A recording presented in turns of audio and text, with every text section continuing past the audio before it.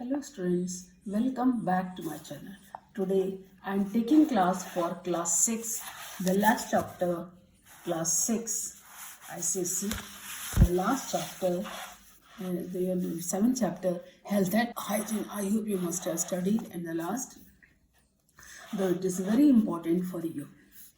Health see good health means state wellbeing मतलब स्वस्थ जो अच्छे हेल्थ को क्या कहते हैं जब हम पूरी तरह से ठीक हो state of wellbeing it not only means the absence of disease but also includes good mental health and emotional stability good health इसका ये मतलब नहीं होता कि हमारे पास हमारे कोई डिजीज़ ना हो हमारी बॉडी में बल्कि इसके साथ साथ हमारी मेंटल हेल्थ अच्छी हो हमारे इमोशंस जो होते हैं स्टेबिलिटी यानी कि जो सोच समझ कर हम किसी को भी काम करने के लायक हों according to world health organisation WHO it is state of complete physical mental and social wellbeing and not merely the absence of a disease और इन्फॉर्मिटी मतलब वो स्टेट मनुष्य की व्यक्ति जो है जिसको फिजिकली मतलब सब हाथ पैर हमारे पूरे दुरुस्त हों मेंटल कोई प्रॉब्लम ना हो एंड सोशल वेलबींग हम सोशल भी आपस में एक दूसरे को हेल्प करें बात करें एक दूसरे को समझें and not merely the absence of A disease मतलब सिर्फ ये कि हमारे डिजीज़ ना हो इसके साथ साथ हमारा फिजिकल मेंटल स्टेट और सोशल वेलबींग भी सही तरीके से होनी चाहिए see the physical mental and emotional health they are all interrelated physical mental emotional ये सब आपस में एक दूसरे से लिंक्ड होती है कोई अलग से सेपरेशन नहीं हो सकता है इसका along with personal health community health is also important हमारे साथ साथ कम्युनिटी हेल्थ यानी कि जो लोग हमारे पास आसपास रहते हैं जो हमारी कम्युनिटी जिसमें हम इंटरेक्ट करते हैं आपस में एक दूसरे से उनकी हेल्थ का भी सही होना बहुत ज़रूरी है इंपॉर्टेंट फैक्टर्स जो हेल्थ के लिए बैलेंस डाइट होनी चाहिए हमारी पर्सनल क्लीननेस साफ सफाई का पूरी तरह से एंड पब्लिक सैनिटेशन और कम्युनिटी हाइजीन इसके साथ साथ हमारे आसपास जो है जैसे ड्रेन्स कवर होने चाहिए जो हमारा सीवेज है वो प्रॉपर ट्रीटमेंट होना चाहिए वाटर जो है ट्रीटमेंट मतलब सही पानी पीने की सप्लाई अच्छी होनी चाहिए सीवर ड्रेनेज सिस्टम सही तरीके से होना चाहिए क्लीनलीनेस होनी चाहिए आसपास कूड़ा इकट्ठा ना हो पूरी तरह से साफ सफाई हो तब जो है हमारी पब्लिक कम्युनिटी हाइजीन प्रॉपर होता है hygiene the term hygiene means practice to keep the things healthy and clean to safeguard the body मतलब आसपास का वातावरण भी ऐसा हो कि हमें कोई डिजीज ना हो प्रैक्टिस लाइक वॉशिंग हैंड्स कहीं भी जाने के बाद अंदर खाने से पहले या वैसे भी हो हाथ धोना कीपिंग होम एंड सराउंडिंग्स के अपने घर को साफ और आसपास की भी पूरी तरह से safe disposal of the waste मतलब वेस्ट का डिस्पोजल जो है प्रॉपर तरीके से हो चाहिए and it also include personal as well as community हमारी व्यक्तिगत साफ सफाई भी सही तरीके से होनी चाहिए और जो आसपास लोग रहते हैं वो भी सही तरीके से होने चाहिए Now communicable and non-communicable diseases. When we ask about the communicable and non-communicable disease means disease is a disturbed state of the body of another. Disease क्या होती है हमारी बॉडी की स्टेट भाई कोई अगर हम बीमार पड़ते हैं तो हम बिल्कुल हमको अच्छा लगता है कोई काम करने का मन नहीं होता है and we want to try to lie down on the bed it impairs the body function and is associated with specific impair यानी कि हमारे बॉडी फंक्शंस को ठीक से काम करने नहीं देता है और उसके हमारे बॉडी में स्पेसिफिक सिस्टम्स होते हैं disease can be in any part of the body and can be due to external और इंटरनल ये डिजीज़ हमारे शरीर के किसी भी भाग में होती है जैसे मे भी हमारी किडनी की प्रॉब्लम है हार्ट की प्रॉब्लम है लंग्स की प्रॉब्लम है ब्लड सर्कुलेशन की प्रॉब्लम होती है ये हमारा आंतरिक इंटरनल भी हो सकती है एक्सटर्नल भी हो सकती है यानी कि जो हमें बाहर से दिखाई ना दे और वो जैसे बाहर है हमारा हाथ हो गया मतलब सीरियसली वुंड हो गया है चोट लग गई है तो बाहर से हमें दिखाई नहीं लेकिन अंदर शरीर के पार्ट्स में जब चोट लगती है तो वो हमें दिखाई नहीं देती है अब डिजीजेस भी हम दो पार्ट्स में इनको कैटेगराइज कर सकते हैं communicable diseases and non communicable communicable diseases means infectious diseases and non-communicable diseases means non-infectious जो the diseases that can spread from a diseased person to a healthy person अगर डिजीज पर्सन के contact में healthy person जाएगा तो उसको disease spread होती है non infectious होती है इसमें क्या होता है ये डिजीज एक पर्सन से दूसरे पर्सन में अफेक्टेड नहीं होती है ये जो ट्रांसमिशन ऑफ डिजीज़ होता है वो एयर वाटर फूड और कांटेक्ट और इंसेक्ट जो कैरियर होते हैं डिजीज इनसे हो सकता है जो होती है मतलब एयर हम सांस लेते हैं उस हवा में जर्म्स है, पानी हम पीते हैं अगर उसमें जर्म्स है, खाना खाते हैं उसमें जर्म्स है, या कांटेक्ट करने पे जर्म्स उसकी बॉडी में एक्सटर्नल उसमें है, या इंसेक्ट कोई फ्लाई वगैरह हमारे खाने के ऊपर बैठ जाता है तो वो डिजीज़ कैरिंग होता है, उससे होता है।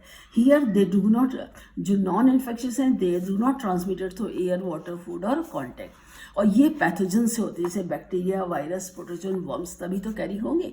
एयर, वाटर, जर्म्स से ये जर्म्स कैरी होते हैं, बैक्टीरिया, वायरस। तो हमें they here due to many reasons like, ये जो होती है अंदर, जैसे हमारे ऑर्गन्स काम नहीं करते, या हमारी बॉडी में किसी चीज़ की डेफिशिएंसी है, कार्बोहाइड्रेट की कम है, प्रोटीन कम है, आयोडीन कम है, या और भी कोई जैसे हमारे बॉडी में कैल्शियम की कमी है, किसी भी चीज़ की हमारे इंटरनल बॉडी ऑर्गन्स, यानी कि हमको प्रॉपर डाइट नहीं मिल रही।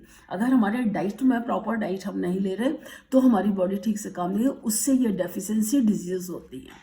अच्छा, डिजीजेस जैसे वायरस है, वायरस जैसे कॉमन कोल्ड, फ्लू है, एड्स है, dengue chikungunya is very common nowadays. During the change of the season they are very common cold, जैसे सर्दियाँ हैं तो सर्दियों में हमको कोल्ड जल्दी होता है, फ्लू है, एड्स है, ये भी कॉमन है। बैक्टीरिया है, बैक्टीरिया से जैसे कॉलरा है, ट्यूबरक्लोसिस है, डायरिया है, टाइफॉइड है, ये ईजिली होती है। प्रोटोजोआ से मलेरिया है, अमीबिक डायसेंट्री है, स्लीपिंग सिकनेस है, ये इसमें दिया नहीं, स्लीपिंग सिकनेस भी होती है, वो प्रोटोजोन से होती है, वॉर्म से होती है, जैसे राउंड वॉर्म है, टेप वॉर्म है। तो ये सब जो हमारे टेप वॉर्म से टीनियसिस होती है, राउंड वॉर्म से जो होते हैं एस्केरिस भी होता है, एस्केरियसिस होते हैं, राउंड वॉर्म उसको एस्केरिस को बोलते हैं। और मेल फंक्शन जैसे किडनी है, किडनी में प्रॉब्लम है, किडनी में स्टोन हो गया है, या किडनी के पार्ट जो है उसके यूरिनरी फेस्टिवल जो होता है, जैसे जो फिल्टर ट्यूनिंग होती है हमारा होता है, जो वो काम नहीं करता है ठीक से। हार्ट है, हार्ट में ब्लॉकेज हो गया है, कहीं उसकी ये हो गया है, या कभी जो उसकी कॉरोनरी आर्टरीज वगैरह ब्लॉक हो गई हैं, कॉरोनरी आर्टरी है तो हार्ट फंक्शन नहीं करेगा। लिवर में, लिवर एनलार्ज हो गया है, लिवर में प्रॉब्लम हो गई, लिवर के सेल्स काम नहीं कर रहे हैं, उससे जो प्रॉब्लम होगी। डेफिशिएंसी जैसे बेरी है, स्कर्वी है, बेरी विटामिन बी की, स्कर्वी विटामिन सी की कमी से होती है, रिकेट्स विटामिन डी की कमी से होती है, गॉइटर आयोडीन की कमी है, डायबिटीज़, ये इंसुलिन जो हमारा में इंसुलिन का सिक्रेशन, पैंक्रियाज जो हमारे बीटा सेल्स काम नहीं करते तो इंसुलिन सिक्रेट नहीं होता है। तो जब बॉडी में प्रॉपर इंसुलिन नहीं होता तो ग्लूकोज ग्लाइकोजन में चेंज नहीं हो पाता, तब हमको डायबिटीज़ होती है। एलर्जी किसी वजह से, हाइपर सेंसिटिव सबसे कोई भी चीज़ से एलर्जी होती है, पॉलन ग्रेन से है, डस्ट से है, किसी भी चीज़ से होती है। और जैसे कैंसर है, हाइपरटेंशन टेंशन है, ये तो कॉमन होता है किसी को। और कैंसर जो है ये तो इनॉर्मस, मतलब कोई भी किसी पार्ट के बॉडी के सेल्स जल्दी जल्दी ग्रो करना शुरू कर देते हैं, अनयूजुअल ग्रोथ होती है, वो कैंसर कहलाती है। और कोई भी होता है, वैसे कैंसर ही जनरली वायरल इन्फेक्शन होता है। अब है कि हम अपनी डिजीज़ को कैसे कंट्रोल कर सकते हैं, या हम पहले से क्या प्रिकॉशंस लेंगे। जैसे देखो, नॉन कम्युनिकेबल डिजीज़ तो कई तरह के, some of the disease they can be control और प्रिवेंटेड, कुछ तो कहते हैं, while most of the mean they are no specific prevention और कंट्रोल। कुछ ऐसी होती है जिसके हमें पता नहीं चलती, उसके लिए हम कोई प्रॉपर प्रिकॉशंस नहीं ले सकते हैं।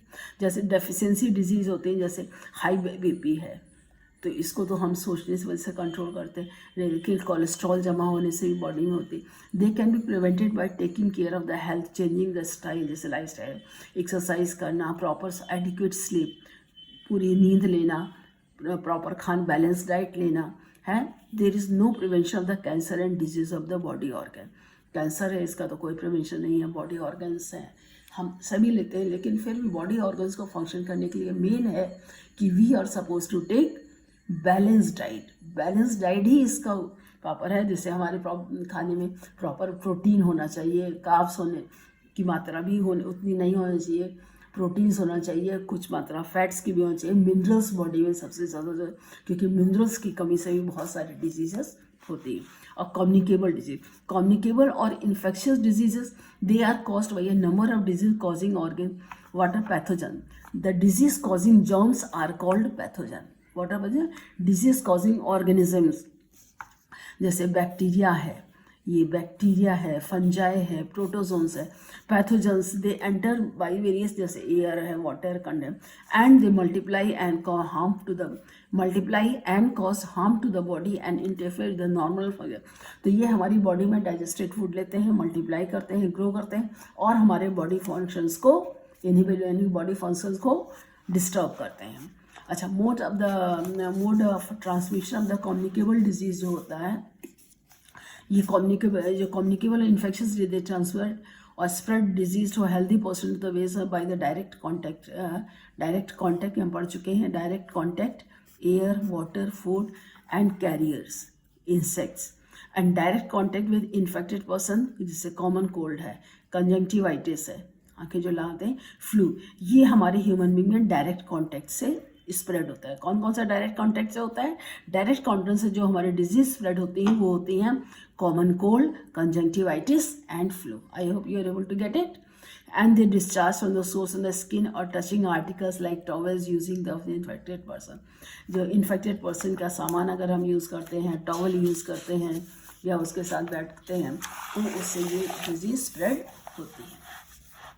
नेक्स्ट आपका आता है एयर ड्रॉपलेट इन्फेक्शन। जब एयर ड्रॉपलेट से जैसे स्नीज छींकने से है, कफ एंड स्पिट जो स्पिट करते हैं of the infected person, it is also contains bacteria and virus. When an infected person sneezes, coughs और spit, the mist of droplets released in the air is full of germs and a healthy person can get the disease by inhaling such air। जब वो sneeze करता है, spit करता है, तो उससे क्या होता है, जो ड्रॉपलेट्स निकलती हैं वो एयर में चली जाती हैं, एयर तो दैट एयर से, और वो एयर अगर हेल्दी पर्सन जैसे ये स्नीज कर रहा है तो ये देखिए डॉटेड, ये आपके जो धुआं जैसा ये पदार्थ निकल रहा है तो ये निकलता है, इसमें सब में जर्म्स होंगे। अब अगर यही हेल्दी पर्सन आपको इनहेल करेगा तो वो भी जैसे most respiratory infection, cold, flu, pneumonia, tuberculosis, lungs में जो टीबी होती है, ट्यूबरकुलोसिस जो कहते हैं टीबी हो गई, ये ट्यूबरकुलोसिस और निमोनिया जो होता है, ये फ्लू होता है, कोल्ड होता है, ठंड में होते हैं, तो ये सब जो होते हैं एयर ड्रॉपलेट इन्फेक्शन से स्प्रेड करते हैं।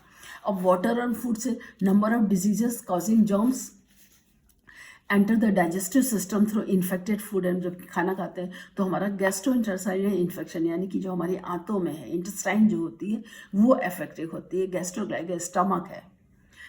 Water gets contaminated when people defecate near a source of water, when faeces get washed away by the rain water into the water source. Food gets contaminated when touched with the dirty hands और when left over uncovered expose to the flies. Food कैसे होता है, जिसमें flies होंगे, हम उसमें सही पानी यूज़ नहीं करेंगे, जो पानी हम खाना बनाने में यूज़ करते हैं अगर उसमें जर्म्स होंगे तो वो खाने में आ जाएंगे। जर्म्स कहते हैं हम, जैसे नदी नाले हैं तो उसमें फीकल मैटर है, डायरेक्टली डिस्पोज कर दिया तो वो उसको तो उसमें डिजीज होंगी तो वो पूरे वाटर में हो जाती है, जैसे कॉलरा, टाइफाइड, पोलियो, ये हमारे कंटेमिनेटेड फूड एंड वाटर से ही स्प्रेड होती है। कॉलरा, टाइफाइड, पोलियो ये है कंटेमिनेटेड। पोलियो तो बहुत ही भयानक डिजीज होती है जिसमें हमारा नर्वस सिस्टम पूरा बेकार हो जाता है। अगर इन सब में प्रॉपर दवा ना लें, प्रॉपर मेडिसिन ना लें तो it's can be a fatal too. Carrier insect, जो इंसेक्ट से कैरियर डिजीज़ होती है कॉमन, तो ये क्या होता है, इंसेक्ट कुछ इंसेक्ट्स पैथोजन की हाफ लाइफ साइकिल हमारे शरीर में कंप्लीट होती है और आधी लाइफ साइकिल इंसेक्ट्स में होती है। तो वो इंसेक्ट या जो इंसेक्ट बैठते हैं तो उनके उसमें डस्ट, फिर उसके बाद वो फूड पे बैठेंगे या वाटर खाने वाली चीज़ों पे बैठते हैं। इसलिए कहते हैं खाने चीज़ें ढक कर रखनी चाहिए, it should be covered, they should not be kept open. जैसे ये आपका स्ट्रीट फूड है, सब खुला है, फिर सामने बिकता है और लोग बच्चे खरीदते हैं, खाते हैं, ये सब नहीं होना चाहिए। एनोफ्लीज, जैसे example, malaria spreads by the bite of female anopheles which carries the malarial parasite in saliva. तो उसके सलाइवरी ग्लैंड्स में मलेरिया पैरासाइट होते हैं। ये जो मलेरियल पैरासाइट होता है प्रोटोजोम, प्लाज्मोडियम होता है इसका, जो मलेरिया का होता है प्लाज्मोडियम स्पीशीज। इस प्लाज्मोडियम की आधी लाइफ साइकिल हमारे ब्लड के आरबीसीज में होती है और आधी लाइफ साइकिल मॉस्किटो के स्टमक में होती है। तो वो तो लेकिन जब इसके लार्वा अगर हमको जब मच्छर काटता है तो इससे जो है ये हमें मलेरिया स्प्रेड होता है। डेंगू, चिकनगुनिया है, ये स्प्रेड होता है bite of the female aedes से। फीमेल एडीज मॉस्किटो जब करती है तो वो जो है फीमेल एडीज में उसको जो वायरस जो डिजीज कैरी करते हैं उसके सलाइवरी ग्लैंड्स में होता है। हाउसफ्लाइज है, हाउसफ्लाइज जर्म्स जैसे बैठती हैं किसी चीज़ में तो वो अपने माउथ एक्सक्रीटा होता है, और डिकेइंग फूड में आते हैं, फिर वो मतलब कहीं गंदी जगह बैठती हैं, फिर उसके बाद खाने के ऊपर बैठती हैं, तो उससे जो है स्ट्रीट से, जैसे कॉलरा है, टाइफाइड है, जैसे मलेरिया है, female anopheles malaria parasite protozoan, ये प्लाज्मोडियम होता है, dengue, chikungunya, female aedes, dengue virus, chikungunya, typhoid है, house fly disease causing bacteria, virus कोई भी होगा, इसके उसमें जर्म्स हो जाते हैं, और यही जब फिर हमारे खाने पर बैठती तो वो जर्म्स हमारे खाने में स्प्रेड हो जाते हैं। अब ये आता है कि how can we prevention and control of the communicable, हम कैसे इनसे बचाव कर सकते हैं। द बेसिक की prevention communicable disease by keeping the environment clean, maintaining good hygiene. कैसे हम गुड हाइजीन करेंगे? Good personal and public hygiene means good personal hygiene, cover the mouth and nose with the handkerchief while coughing and sneezing. जब भी हम खांसते हैं तो हमको हाथ में सामने रुमाल रख लेना चाहिए, जिससे सामने वाले पर डायरेक्ट इफेक्ट ना आ जाए। ईट properly heated and freshly cooked, properly गर्म किया खाना, फ्रेश कुक खाना चाहिए। Always keep the food covered, खाना हमेशा बंद करके। Drink boiled and safe water, पानी बॉइल्ड या साफ़ पानी पीना चाहिए। आजकल तो अभी सभी लोग आरओ लगाते हैं, आरओ का पानी पीते हैं। वो किस लिए होता है? इसीलिए क्योंकि साफ़ पानी पीना चाहिए। Clean environment, clean environment means along with the personal hygiene, clean community environment like proper disposal of wastage, जो वेस्टेज हमारा निकलता है proper dispose, sewer line proper होनी चाहिए, कीपिंग ड्रेन्स क्लीन, नालियाँ जो है साफ़ होनी चाहिए, एंड इट इज़ इक्वली, और वो कवर्ड होनी चाहिए। डिस्ट्रॉइंग कैरियर्स, जैसे डिजीज़ और स्प्रेड के कैरियर्स होते हैं, mosquito, house fly, they are prevented by killing the carriers. तो ये तो मॉस्किटो है, घर में मॉस्किटो नेट का यूज़ करोगे। अपने इन्फेक्शन जो होते हैं, इसको जैसे रैकेट वगैरह से मॉस्किटो हम मारते हैं, किलिंग करते हैं। Malaria and dengue spread by mosquitoes, तो सब mosquitoes breed in water. Malaria and dengue can buy not letting the water collect in around the house, जैसे आसपास कहीं भी पानी इकट्ठा है, क्योंकि जहाँ पानी इकट्ठा होता है तो उस पानी में ही जो इसका लार्वा ग्लो करता है, और अगर उसके ऊपर हम केरोसिन ऑयल डाल देंगे तो केरोसिन डाल लेने से ऑक्सीजन सप्लाई अंदर कट ऑफ हो जाएगी और वो लार्वा फर्दर डेवलप नहीं कर पाएगा। तो open drains to kill the larva, fumigation of houses, open drains helps to control, जैसे उसमें है मतलब इंसेक्ट्स जो दवा है उसका छिड़काव करना चाहिए अगर खुली नाली को प्रॉपर।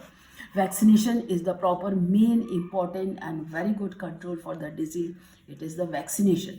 हमें vaccination control by taking disease, vaccination has to control by chicken pox है, मीजल्स है, टाइफॉइड है, हेपेटाइटिस है, इन सब का हमको वैक्सीनेशन ज़रूर लेना चाहिए। Means inoculating the mild harmless variety of the medicine. Vaccination क्या होता है? जिस डिजीज़ का वैक्सीनेशन होता है वो उसी डिजीज़ के वीक जर्म्स होते हैं जो बॉडी में, जिससे कि उससे भी एंटी बॉडीज़ हमारी बॉडी में डेवलप हो, कि अगर हमारे कभी किसी तरह से जर्म्स बॉडी में जाए तो हमारी बॉडी में एंटीबॉडीज़ प्रोड्यूस होकर उसको किल कर दें और हम बीमार ना हो। We are not suppose to suffer from that disease. अच्छा, कुछ कम्युनिकेबल डिजीज जैसे सच हैं, जैसे ये वायरस, बैक्टीरिया, प्रोटोजोन, वॉर्म्स।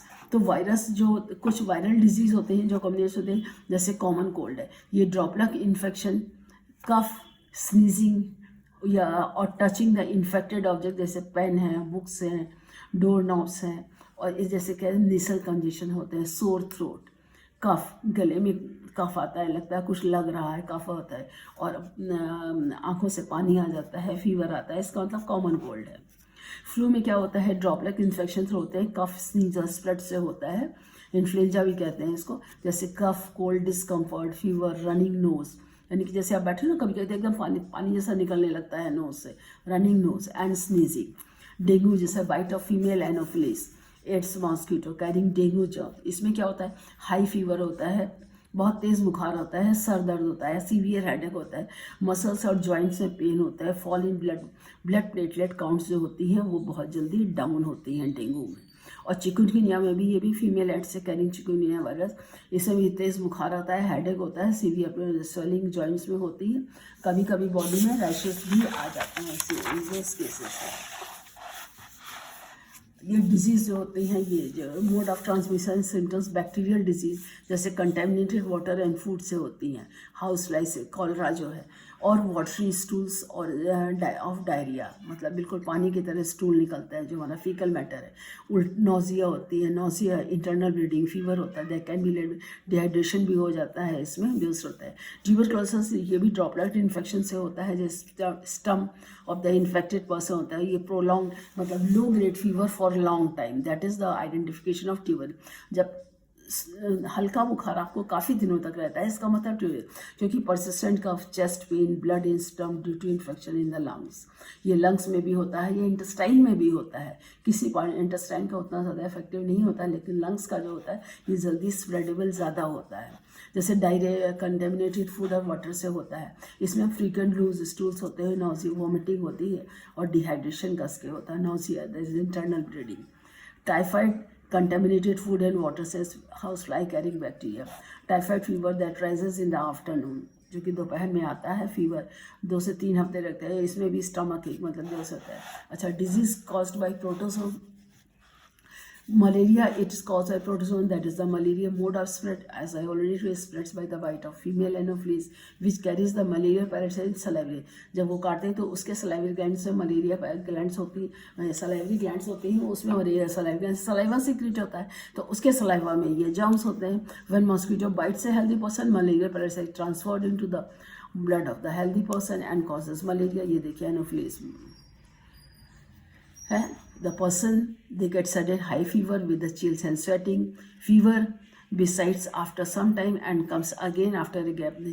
ये फीवर मतलब आफ्टर 24 घंटे में होता है, 48, मतलब मलेरिया की अलग अलग स्पीशीज़ होती हैं, इसकी 4 होती है। एक में 24 घंटे के बाद बुखार आता है, एक में 48 घंटे के बाद आता है, एक में 72 घंटे के बाद आता है, और एक में अनियमित कभी भी आ जाता है, डाउन होता है, कोई सीक्वेंस नहीं होता है।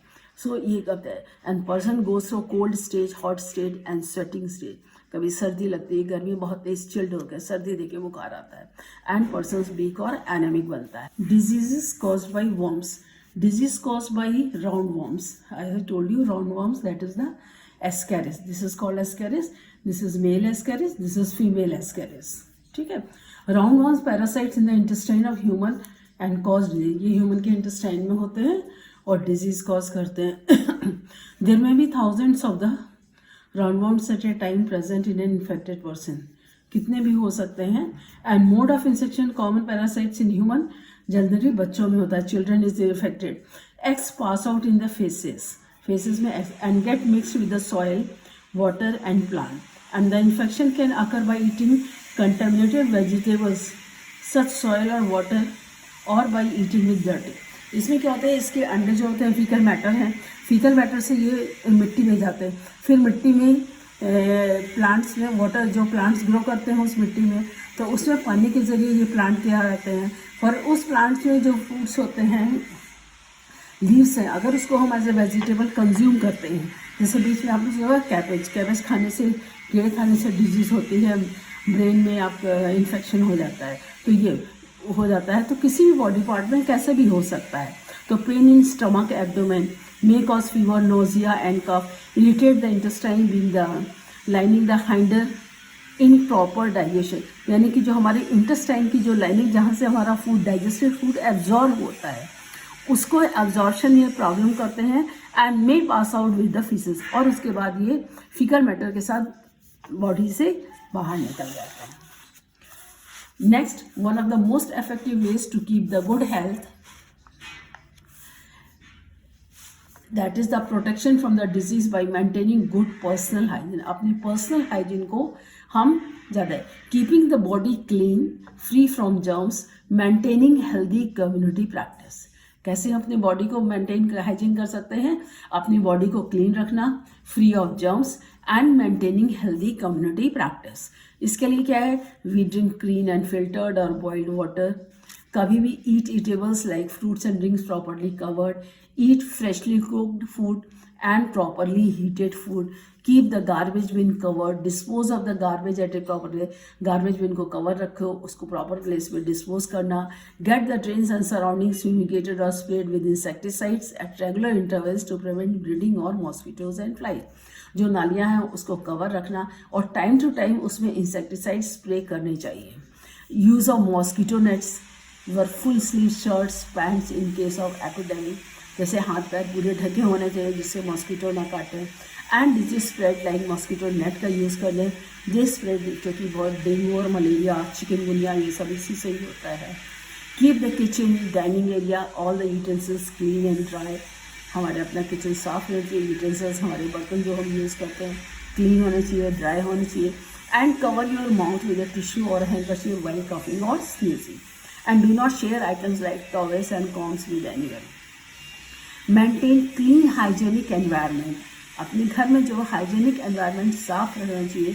Sure that no stagnant water in और अराउंड योर हाउस, घर में या घर के आसपास कहीं भी इकट्ठा वाटर पानी खुला नहीं होना चाहिए.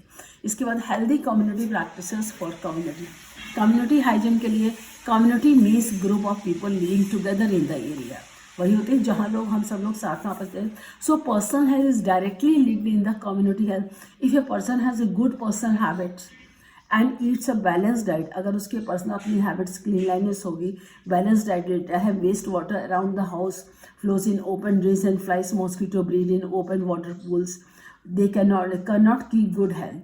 ये सब चीज़ें मतलब आसपास ड्रेन्स कवर्ड होंगी, उसमें इंसेक्टिसाइड्स फ्लो करेंगे और अपने जो वाटर पूल्स वगैरह होते हैं जो खुले होते हैं वो बंद होंगे, प्रॉपरली कवर्ड होंगे and the person can not keep good. अगर ये सब चीज़ें नहीं होंगी, नालियों में पानी बह रहा है, उसमें मच्छर ड्रेन कर रहे हैं, सब कुछ हो रहा है, तो हम अपनी पर्सनल हेल्थ नहीं रख पाएंगे. Can not keep good health for long. So it is extremely important to make the basic community hygiene for good health everyone. इसके लिए provision of safe and purified drinking water, पानी साफ होना चाहिए. Public drain should be covered, open drain should be frequently spraying. मतलब वही है, drainage system proper covered होना चाहिए, अगर खुला है तो उसमें proper time to time insecticide spray करने चाहिए. This system of sewage pipes to collect water, waste water from the, मतलब सीवर लाइन प्रॉपर है, सीवेज वाटर कलेक्शन प्रॉपर होना चाहिए. Proper disposal and treatment, disposal seeping जो sewage है इसका proper disposal होना चाहिए. Cleaning of the manhole should be done regularly by municipality. Manholes time to time साफ होने चाहिए. Garbage should be disposed properly. There should be dustbins in the public areas like parks, markets, on the sides of the road. Garbage and waste papers at should not be thrown in the open. कहीं market में जा रहे हैं, कहीं भी जा रहे हैं तो हर जगह डस्टबिन रखने चाहिए, क्लोज चाहिए, किसी भी कूड़े को इधर, जबकि ये हम लोगों की प्रैक्टिस में नहीं आता है. यहाँ पर स्पेशली आप इंडिया में देखें, कहीं भी जहाँ भी आप जाइए कूड़ा आपको मिलेगा, जबकि ऐसा नहीं होना चाहिए. There should be a system of separating biodegradable and biodegradable और नॉन बायोडिग्रेडेबल वेस्ट है, इसको सेपरेट करना चाहिए if possible. This provision to convert biodegradable waste by composting, compost बना करके, जैसे जो बायोडिग्रेडेबल है उनको हम गड्ढा खोद के उसमें इकट्ठा करके भर के ऊपर से मिट्टी कवर कर दें. 2-3 महीने के बाद अपने आप उसमें वर्म्स आएंगे, वो उसको कंपोस्ट कर जाता है, तो उससे हमें खाद मिलती है जो कि हमारे पेड़ पौधों के लिए बहुत लाभदायक रहती है. There should be a position for good medical care, health share services. Awareness should be spread out. Necessary हमको प्रॉपर अपना medical checkup time to time करना चाहिए. हेल्थ एड से people should be educated and about the ill effects of the disease and the importance of keeping the सडे. लोगों को इसके बारे में पूरी तरह से जानकारी है. लोग एजुकेटेड होने चाहिए कि किससे हमें क्या लाभ है, क्या हानि है, किससे हमारे लिए अच्छा है, कौन हमारे लिए है, और अगर हम बीमार पड़ते हैं तो उसके हमारे हेल्थ पर क्या प्रभाव पड़ते हैं, उसी के इल इफेक्ट ये प्रॉपर होना चाहिए है. अब यह देखिए इस इम्पॉर्टेंट की टर्म्स जैसे कैरियर, हेल्थ, हाइजीन, कम्युनिकेबल. ये है जैसे carrier, organism that carries the disease causing germs from one place to one person to another. Health, a state of complete physical, mental and social well-being. Hygiene, a practice of keeping the body and surrounding healthy and clean. Communicable, disease can spread from a diseased person to a healthy person through direct contact, air, water and food. Non-communicable diseases that do not spread from a diseased person to a healthy person. Pathogen, disease causing microorganisms like fungi, bacteria and others. Communicable, non-communicable diseases. Communicable diseases, virus, bacteria and cold. Communicable diseases causes pathogen mode of transmission. Take a picture and done. This is what all about in this chapter. Any doubt, anywhere, you can ask me in the comment section. Again, we will meet in the next video with your important next one leftover chapter is there. That is your adaptations. I'll take it in the next video. Thank you.